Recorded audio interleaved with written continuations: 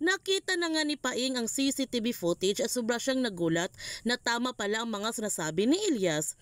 Pinagalitan niya ang kanyang ama kung bakit niya tinago kay Ilyas ang ebidensya at tinanong din ni Paing ang kanyang ama na pinagtakpan ba niya ang mga totoong pumatay sa pamilya ni Ilyas. Gayunpaman, pumunta sina Calvin sa kuta ni Nolan dahil may mga bagong babae itong nakuha. At pumunta naman si Ilyas sa kinaroonan ni Nolan para malaman na niya kung sino ang leader ng Black Scorpion. Ngunit hindi niya inaasahan dito pala niya makikita si Calvin.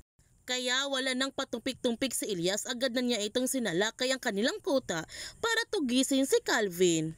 Kaya huwag natin palalapasin ang kapanapanabik ng mga tagpo sa Black Rider.